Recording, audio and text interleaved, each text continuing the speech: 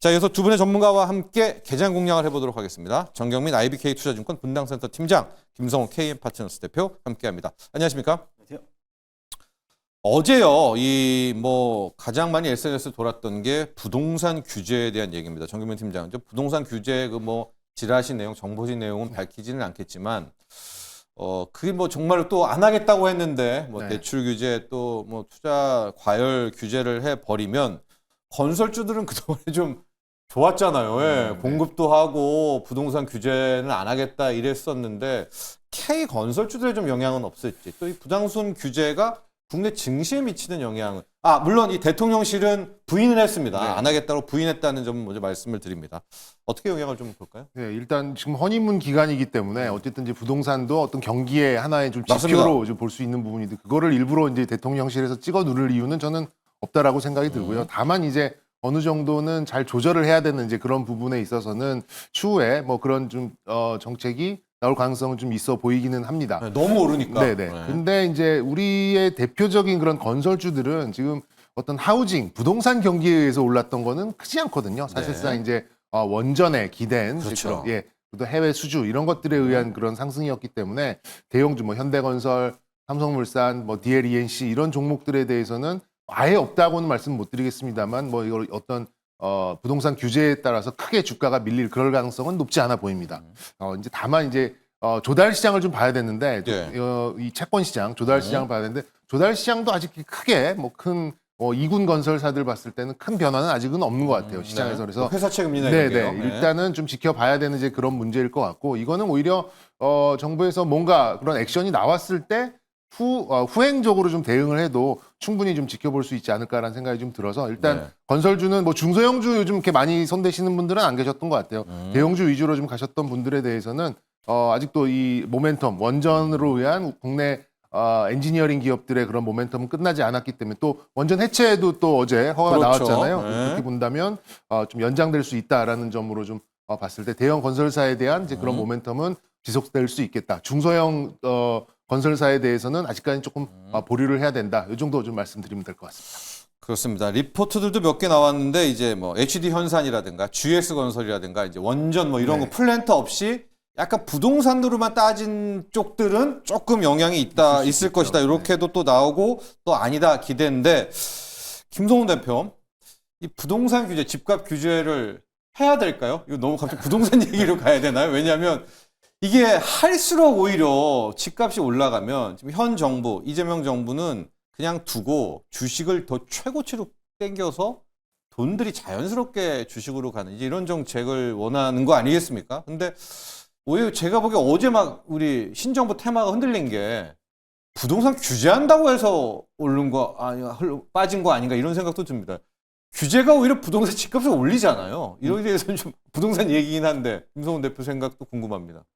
사실 이런 거잖아요. 네. 규제를 할수록 오히려 서울의 강남 집값이 똘똘한 한 채가 더욱더 상승하는 강남만이 것처럼. 아닌 것 같은데요. 네네. 지금은요? 지금 보니까 영등포를 서울 비롯해서 갑니다. 성파 네. 갑니다. 그래서 지금 흐름으로 본다면은 이게 주가와 연동돼서 우리가 연계를 짓는다면 최근에 건설주들이 오른 게 원전에 대한 이런 모멘텀도 있었지만은 재정비, 재건축에 대해서 맞아요. 어느 규제 완화. 누가 수주를 받느냐 거기에서 HD 현산이라든가 제외됐던 대우건설 같은 경우는 주가가 좀 지지부진한 모습들을 그렇게 보여줬고 이번에 이제 부동산 규제라든가 이런 부분, 그러니까 미국에서는 지금 가상화폐를 부동산 담보대출로 포함시켜서 관련돼서 이제 가상자산과 관련돼서 오름폭이 있지만은 어떠한 뉘앙스로 이런 규제가 나올지는 아직까지는 모르겠지만은 아니라고 했습니다. 대통령실은. 건설주들에게는 전반적인 일부 단기 트리거는 될 수가 있다. 대신에 일단 확실히 나와봐야 저는 이런 흐름들을 좀 이해할 수가 있을 것 같고 일단 부동산 경기 회복이 일정 부분 추경이 나오면서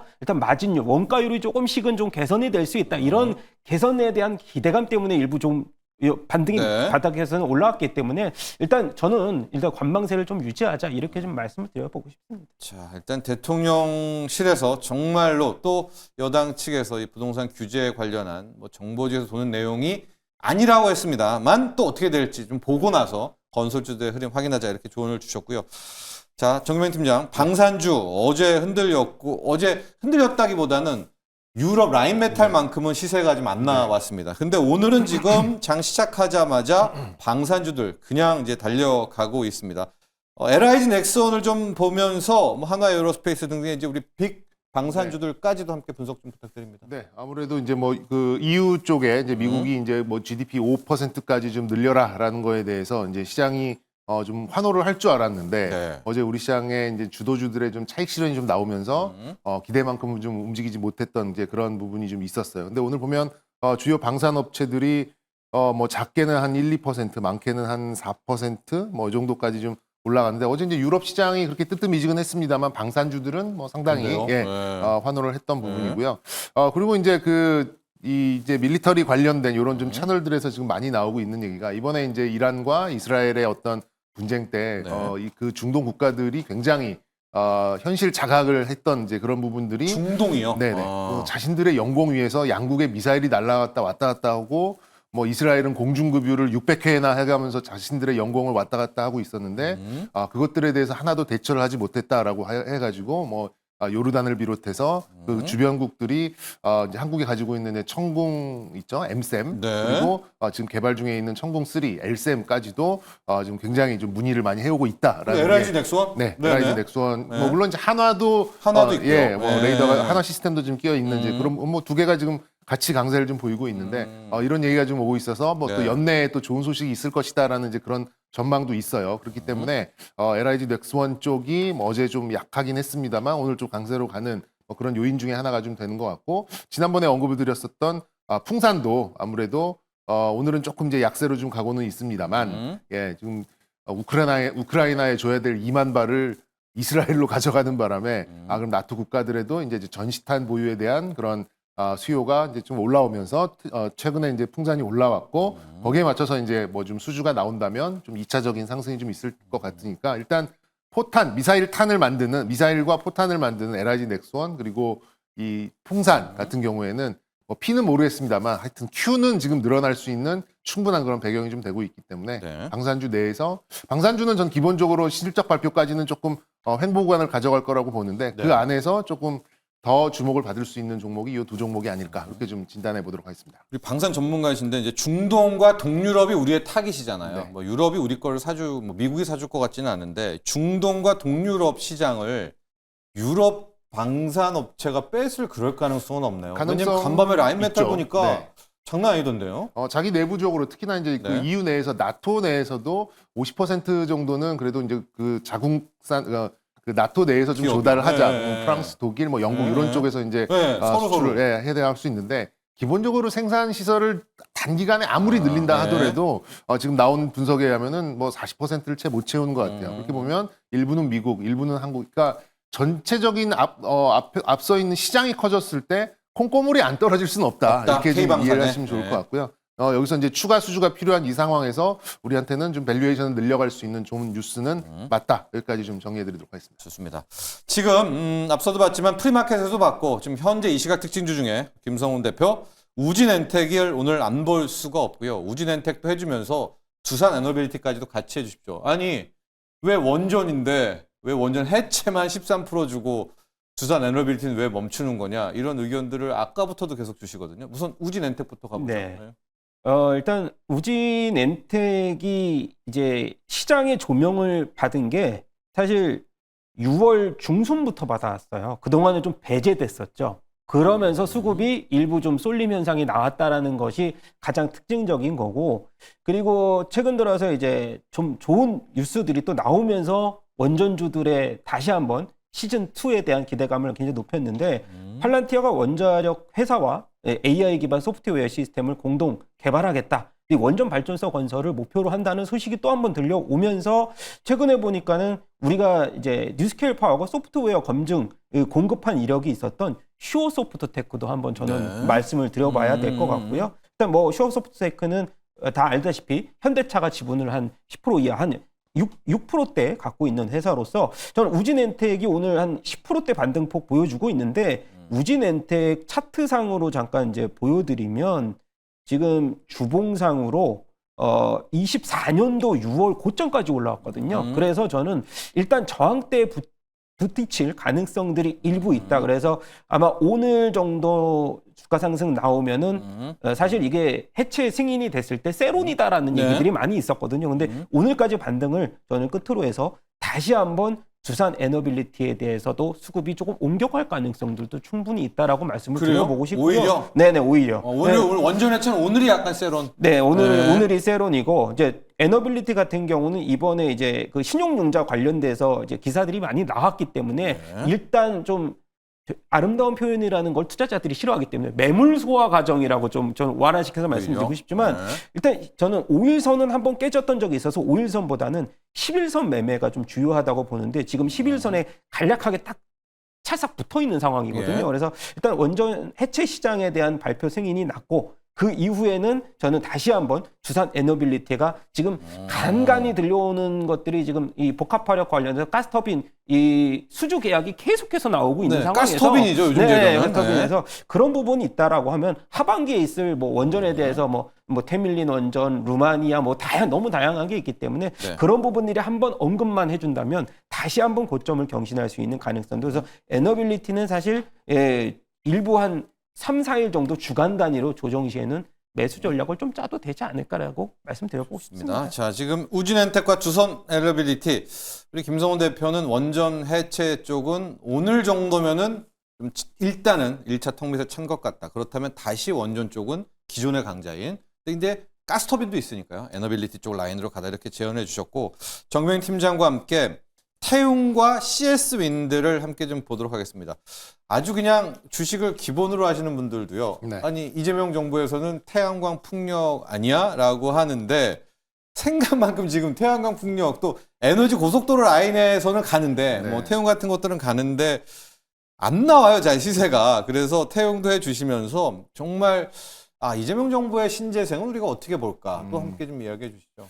일단 태웅 먼저 말씀드려보면 태웅은 이제 안 걸쳐 있는 쪽이 없어요. 왜냐하면 이제 이게 주문형 단조라는 이제 좀 특이한 이제 그런 사업 모델을 좀 갖고 있다 보니까 네. 이렇게 좀 뭐 이렇게 대량으로 이렇게 찍어내는 그런 단조업이 아니잖아요. 그렇다 보니까 뭐 원전에도 좀 뭐 피팅 쪽에 들어가고 조선도 들어가고 방산 또 이런 풍력 쪽 뭐 이런 좀 뭐 태양광 기자재를 쪽 다 하죠. 다 들어가는 이제 그런 좀 어떻게 보면 산업재의 굉장히 이제 기초적인 이제 그런 좀 작업을 하는 이제 그런 기업으로 좀 볼 수가 있었는데 뭐 저도 좀 관심을 많이 갖고 있었습니다만 이 기업이 5월 달에 이제 한 2만 원을 돌파하면서 지금 이제 강세로 좀 접어드는 이제 그런 모습인데 그때 넘어설 때가 원전과 함께 움직일 때였거든요. 그렇다 보니까 어느 순간부터 약간 이제 원전 쪽에 조금 더 시장에서 비중을 더 많이 보고 있는 그런 심리가 좀 넘어오고는 있는데요. 실적보다 좀 주가가 빨리 간 건 맞긴 맞습니다만 말씀드린 대로 어떤 재료든 지금 다 붙일 수 있는 조선이면 조선, 방산이면 풍력 방산. 기자재도 한다고 지금 풍력 그러는데. 기자재도 뭐 네. 안 할 수 없죠. 아무래도 이제 거기에 에 따라 그러니까 주문형 그러니까는 이게 대량으로 찍어내는 것이 아니라 이게 좀 정밀한 작업들 그리고 이제 주문하는 대로 이렇게 해주는 그런 기업이 전 세계적으로 제가 알기로 독일에 하나, 태국 뭐 이렇게 좀 2개로 알고 있거든요. 예. 그리고 주식 오래 하셨던 분들 아시겠습니다만 한때 국내 코스닥 넘버 2 정도의 시가총액으로 가던 그런 기업이에요. 이제 뭐 이렇게 그만큼 이런 좀 단조 업체들이 이제 많이 좀 이렇게 후퇴를 했다가 이제 좀 부각이 되는 이제 그런 부분이어서 뭐 저는 이런 그 앞서 있는 전방위 산업들 뭐 조선, 방산 또 원전 뭐 이런 쪽에 흐름과 뭐 태웅도 같이 움직일 가능성이 좀 있고 네. 그리고 이제 그 신재생을 좀 이렇게 통틀어서 좀 말씀을 좀 네, 드리겠습니다. 오늘 CS 윈드가 일단 가고는 네. 있어요. 제가 조금 이제 아쉬운 거 지금 정부에 대해서 좀 아쉬운 부분이 이제 에너지 조달 믹스를 한다는 그러니까 뭐 원전을 배제하거나 신재생을 배제하게 다 같이 쓰겠다라고 했는데 뭐를 얼만큼 어떻게 쓰겠느냐에 약간의 좀 청사진이 나왔으면 좋겠어요. 뭐 몇 년도까지는 원전의 비중은 어느 정도 맞든 그게 그대로 되지는 않겠습니다만 어떤 청사진 정도만 좀 보여준다면 아무래도 이제 우리가 좀 이렇게 전략을 짜기에는 이 주가의 주식이 관련된 종목의 전략을 짜기에는 조금 더 수월할 것 같은데 뭐 원전으로 훅 몰려갔다가 뭐 태양광이나 풍력 얘기 좀 뉴스 좀 나오면 그쪽으로 또 막 수급이 몰려갔다가 뭐 이런 현상이 좀 나올 수밖에 없는 상황인 것 같습니다. 근데 지금 반사적으로 원전 쪽이 차익실이 좀 나오다 보니까 2차 신재생 쪽에 그런 수급이 또 이렇게 풍선 효과에 의해서 좀 흘러 들어가는 이제 그런 모습이 좀 있긴 있거든요. 그래서 이제 뭐 그 이론적으로 말씀드린다면 이제 이런 에너지 포트폴리오에 이렇게 우리도 이제 비중에 맞춰서 이제 넣는 게 맞긴 맞습니다만 개인적으로는 이제 우리나라뿐 아니라 해외의 모멘텀이 더 강하게 지금 작용하고 있고 유럽에서도 특히나 북유럽 쪽에서도 지금 이제 승인이 나고 있는 원전 쪽이 이렇게 뉴스에 이렇게 좀 간헐적으로 움직이는 신재생보다는 저는 조금 더 모멘텀이 좀 있을 거라는 생각이 좀 들어서 두산 에너빌리티 좀 지금 기간 조정이 오히려? 끝나면 네. 오히려 이런 좀 원전 쪽에 조금 더 집중을 해보시는 게 어떨까라는 개인적인 생각이고요. 뭐 물론 이제 신재생 쪽의 어떤 뉴스 플로우에 따라서 대응이 좀 가능하신 분들에 대해서는 뭐 제가 거기 뭐 무슨 말씀을 드리겠습니까? 예. 그렇게 말씀드리면 될 것 같습니다. 자, 이제 이런 의견이죠. 이재명 정부에서 햇빛연금 또 바람연금 네. 한다고 하는데 그러면 당연히 태양광 풍력에 투자를 해야 된다. 그리고 그 에너지가 비싸잖아요. 한전이 그걸 사줘야 네. 되니까 한전은 무조건 전기요금을 올려야 된다. 이런 로직인데 그래서 한전도 폭등을 했는데 우리 정경민 팀장께서는 나올 때까지 봐야 된다. 정책 나올 때까지. 그게 쉽지가 않다. 쉽지 않아요. 그 에너지 믹스라는 네. 게. 자, 그렇습니다. 그래서 이상하게 신재생이 못 가고 있다는 것도 함께 말씀드리고요. 김성훈 대표, 2주 전이었나요? 그때 저희가 컨텐츠주 얘기를 하면서 미지의 서울이라는 거를 갑자기 막 얘기를 하고 우리 사모님의 친구요? 사모님 후배 친구? 그게 제 후배의 친구였는데 그거 후배의 오해하시네. 친구요? 제 후배 그 한투 다니던 친구의 와이프가 그 네, 작가입니다. 작가다. 예, 미지의 예, 서울의 예, 작가다. 맞습니다. 예. 전혀 관계가 없는 정도네요. 그냥 어떤 지인도 아닌 그런 사이였네요. 네, 네. 중요한 게 그게 아니라 그래서 제가 그걸 좀 보게 됐거든요. 김성훈 대표의 예. 소개로. 명작이더라고요. 걸작이더라고요. 예. 그래서 그게 중요한 게 아니라 오징어 게임 지금 3가 오늘인가요? 내일인가요? 제가 내일이죠. 알기로는 예. 오늘을 이루는 걸 오늘, 알고 있어요. 예. 근데 지금 컨텐츠 주가요. 네. 원래 이 정도면 오게임 3 뭐 테마 이게 어제 오늘은 했어야 되는데 잠잠합니다. K 컨텐츠도 한번 가면서 오징어 게임 3는 왜 이렇게 조용한지도 좀 이야기를 해주시죠.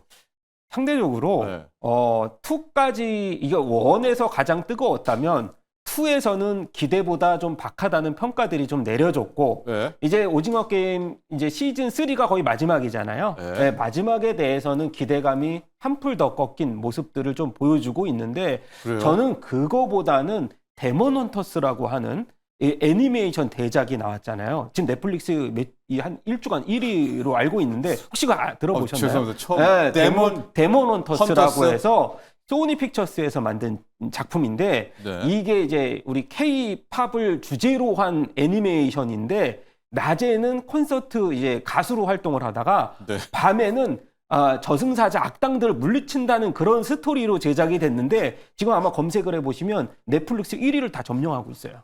네. 아니 정경민 팀장 알아요? 데몬 헌터스? 전 광장 보느라고 네, 알겠습니다. 네. 데몬 헌터스. 아마 시간 되시는 분은 네. 네이버 한번 검색을 해보시면 그게 우리 K 컨텐츠와 K 컨텐츠와의 연관성은 네, 뭐냐면 뭐예요? 제작사는 사실 이제 소니 네, 픽처스지만 소니잖아요. 일단 K-팝, 이 아티스트를 주제로 했기 때문에 이런 시청률이 나왔던 거고 거기에서 파생된 게 우리가 뭐 주인공이라고 하죠. 그 여자 가수 이제 그룹인데 네. 그게 주인공이에요. 네. 악당은 이제 그 사자 보이스라고 악당이 그 남자 보이 네, 네, 그룹이고 네, 네. 거기서 무슨 얘기를 하냐면 복장이라든가 콘서트, 먹는 K-푸드에서부터 시작해서 K-문화, 뭐 남산도 나오고 그래서 네. 이런 부분들이 다 K-컬처에 굉장히 많은 기대감을 안겨주고 마케팅이다. 있어요. 네. 그래서 제가 지금 스튜디오 드래곤 말하고 스튜디오 미르까지 스튜디오 미르가 마블하고 지금 그 계약 네, 파트너십에서 그건 있어요. 넷플릭스의 네, 가장 네. 큰 수혜라고 말했지만은 예. 지금 당장에서는 오징어 게임에 포커스를 맞추지 말고 제가 아까 말했던 애니메이션이라든가 그런 지금 미지의 서울도 마찬가지로 해서 일단 뭐 OTT에 대한 결합 뭐 이것과 넷플릭스가 지금 그 경쟁 구도에 있기 때문에 그런 부분 본다면 저는 탑픽은 CJ ENM, 스튜디오 드래곤 그다음에 스튜디오 미르 정도를 보지 관련된 이제 오징어 게임과 관련된 수혜주들은 이미 좀 철이 좀 지났다 이렇게 결말을 짓고 싶습니다. 네, 알겠습니다. 그런데 모르죠. 오징어 게임 3가 막 진짜 대폭발을 또 해서 그렇죠. 예, CJ 관심을 ENM이 또 막 가져야죠. 예, 월요일 날 또 그렇죠. 어떻게 될지는 네. 모르나 김성훈 대표는 좀 박하게 저도 오징어 게임 안 된다. 3를 나오면 무조건 볼 보긴 생각입니다. 보네. 이 시간을 알겠습니다. 비워놨어요 벌써. 네, 예. 알겠습니다. 자, 지금 코스피 코스닥이 강보합 약보합 강보합 약보합입니다. 아마 좀 오늘 좀 쉬어가는 월말 효과도 좀 있는 것 같고요. 하이닉스가 한 1%대 또 빠졌다가 낙폭 줄였다가 이러면서 시장은 좀 잠잠합니다. 자, 이 시각 우리 키워드 살펴보도록 하겠습니다. 정경민 팀장은 속도에 취한 시장, 김성훈 대표는 폭염주의보 정현무 팀장, 속도에 취했습니까? 네, 이게 좀 개인 투자자분들이 이제 시장의 뭐 특정 종목들의 속도에 이제 너무 취해가지고 그쵸. 이렇게 쏠림이 좀 너무 좀 심했던 것 같아요. 이제 사람의 이런 도파민을 건드리고 사람의 약간 그 사고를 좀 네. 이렇게 약간 무뎌지게 하는 게 이제 속도죠.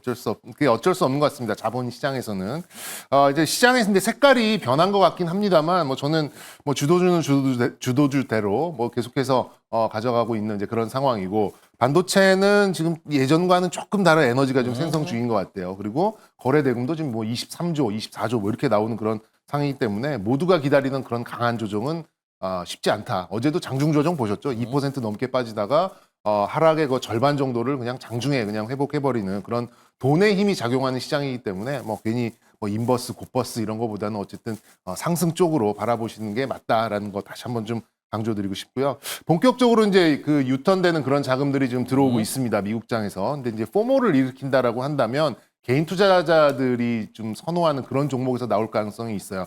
뭐 아직 뭐 시작됐다 이렇게 좀 단언하기는 어렵겠습니다만 오늘 로봇 그리고 바이오 이런 종목들 선별적으로 강세가 나오기 시작하는 게 개인들이 이제 이걸 밀고 들어오면서 나타나는 그런 현상이거든요. 그렇기 때문에 시장 지수가 지금처럼 조금 느슨해져 있을 때는 개인 투자자분들이 나는 정말 대형주를 좋아한다라고 하면 삼성전자, 현대차 나쁘지 않고요. 그게 아니고 나는 속도감에 취하는 거 이미 나도 치고받고 해보겠다라는 생각이 있으신다면 코스닥 한 50위권 안에 있는 바이오나 로봇 이런 종목을 한두 종목 정도는 포모를 방지하기 위해서라도 좀 오늘 혹은 다음 주 정도에 좀 이렇게 갖춰 놓으시는 게 어떨까라는 말씀을 좀 전략적인 차원에서 좀 드리고 싶습니다. 네, 오늘 또 이야기해 주시니까 로봇주들이 또 빨간불을 켜고 있어서 그나마 오늘 상승에는 또 로봇 업종 전체가 좀 힘을 내주고 있습니다.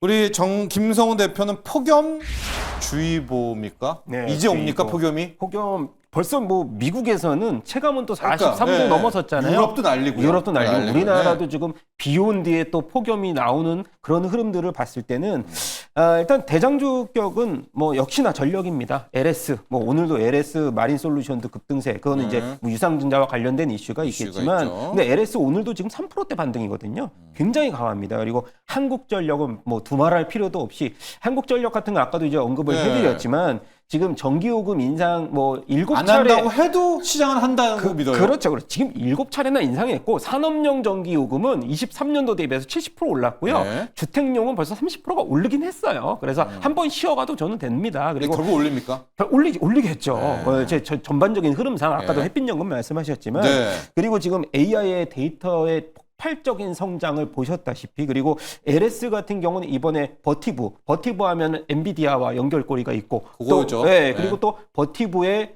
또 연결고리가 있는 LS가 또 한 번 또 시세를 보일 수 있는데 LS 같은 경우는 지금 상법상 개정에 대한 이 지주사적인 흐름도 있고 이번에 LS전선, LS 마린솔루션이 마이크로소프트하고 아마존이 이제 주도하는 한일 해저 통신망 그쪽 프로젝트에 공동 참여했다는 소식도 있습니다. 그래서 해저 체입을 관련돼서 사실 선두주자에 있는 그런 모습들, 뭐 차선호주는 당연히 뭐 효성중공업도 있을 거고 왜냐하면 지금 프랑스, 체코 각국 대규모의 전력 확충 계획을 하반기에 발표할 계획이고 지금 이 EU 같은 경우도 전력망 노후 40%가 이 40년 이상 넘었기 때문에 그런 수혜로 받으면 전력기기에 대한 전망폭은 계속해서 우리가 핵심으로 두고 그중에서 탑은 여전히 저는 한국전력은 상승할 여지가 너무 많다. 그렇게 말씀을 드려보고.